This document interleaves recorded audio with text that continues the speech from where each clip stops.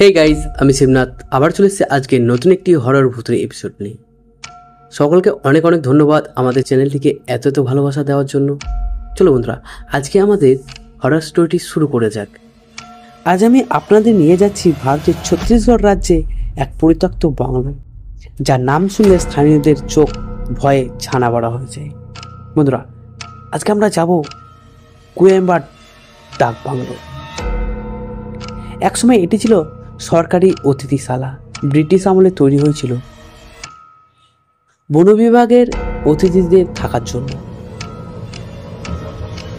বাইরে থেকে দেখতে বড়সড় লাল ইটের বাড়ি, উঁচু ছাদ আর লম্বা করিডোর, কিন্তু রাত নামলেই এই বাংলো যেন বদলে যায় এক ভয়ঙ্কর অচেনা স্থানে।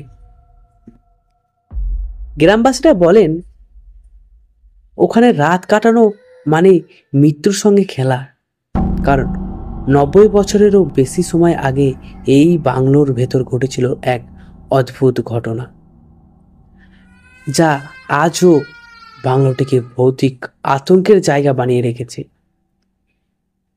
ব্রিটিশরা ভারতে থাকার সময় বিভিন্ন জায়গায় ডাক বাংলো বানাতো। এগুলো মূলত ছিল ভ্রমণকারী অফিসারদের রাত কাটানোর জন্য। 1880 থেকে 90 সালের দিকে কোয়েম্বার ডাক বাংলো তৈরি হয় ঘন জঙ্গলের মধ্যে, একেবারে নির্জন জায়গা।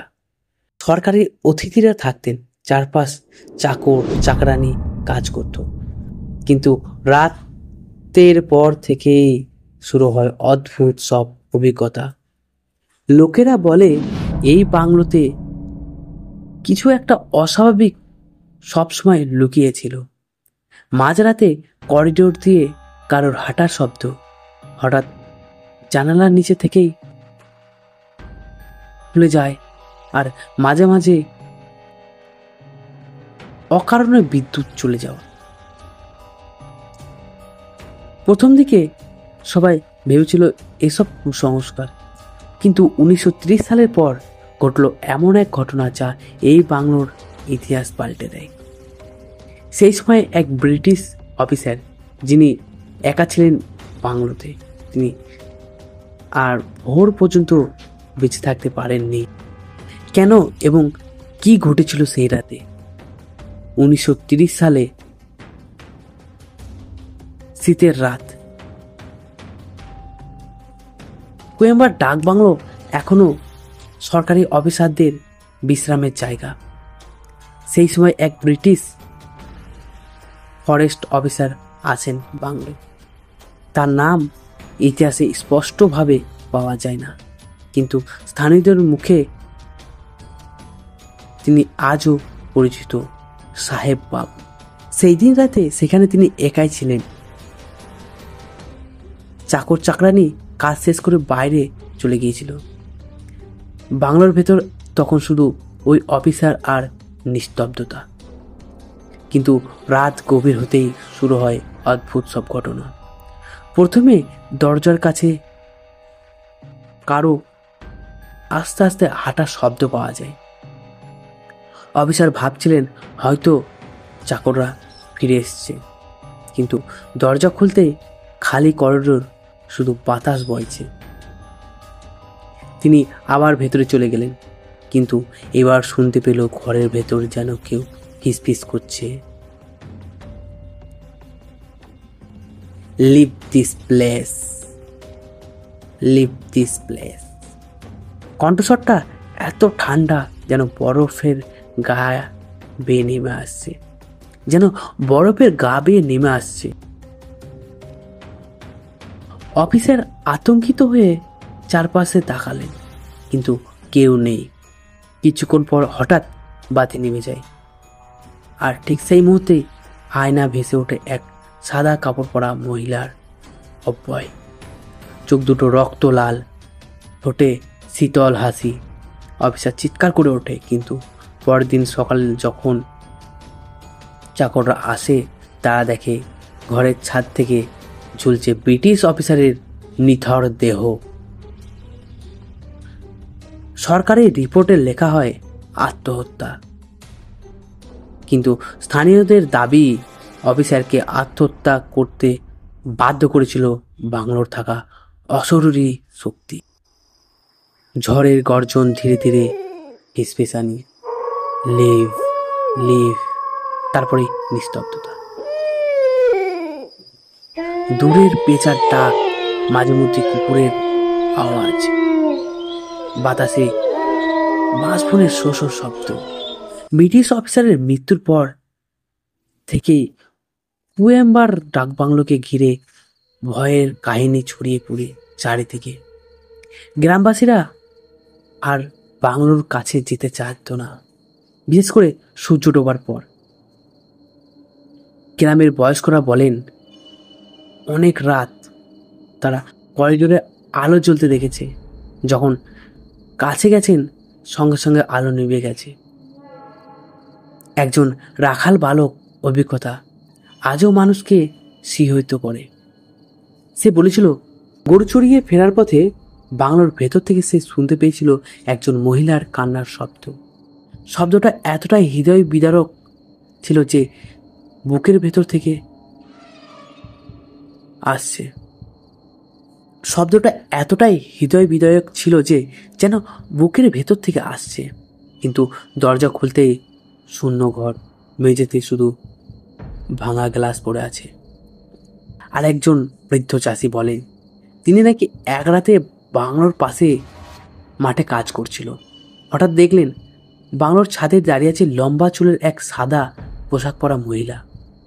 তিনি চোখ মেলে তাকিয়ে থাকলেন কয়েক সেকেন্ড, তারপর হাওয়ায় মিলিয়ে গেল। পরের দিন থেকেই ওই চাষি আর কখনো রাতে মাঠে যায়নি। এইসব ঘটনার পর থেকেই স্থানীয়রা ডাকবাংলোটিকে অভিশপ্ত বলে ডাকতে শুরু করে। এমনকি গ্রামের বিয়ে, বরযাত্রী বা শবযাত্রা হোক, সবসময় তারা বাংলোর রাস্তাকে এড়িয়ে চলতে ভালোবাসতেন, কারণ তাদের বিশ্বাস ছিল যে কেউ ওই বাড়ির সামনে দাঁড়ালে অমঙ্গল তাকে ঘিরে ফেলবে। সময়টা ছিল 80-র দশক। ব্রিটিশদের বিদায় নেওয়ার বহু বছর পরে কুয়েম্বার ডাকবাংলো পরিত্যক্ত অবস্থাতে পড়েছিল। তবে সরকারি কাজে কিছু কর্মচারীকে মাঝে মাঝে সেখানে রাত কাটাতে হতো। একবার বন দপ্তরে 3 জন কর্মচারী বাংলোয় থাকলেন। দিনে সবকিছু স্বাভাবিক লাগলেও রাত নামতেই অদ্ভুত এক অস্বস্তি ছড়িয়ে পড়ে। চারিদিকে ঘন অন্ধকার, নিস্তব্ধতা এতটাই গভীর যে নিজের শ্বাসের শব্দও শুনতে পাওয়া যাচ্ছিল। রাত তখন প্রায় 2টা।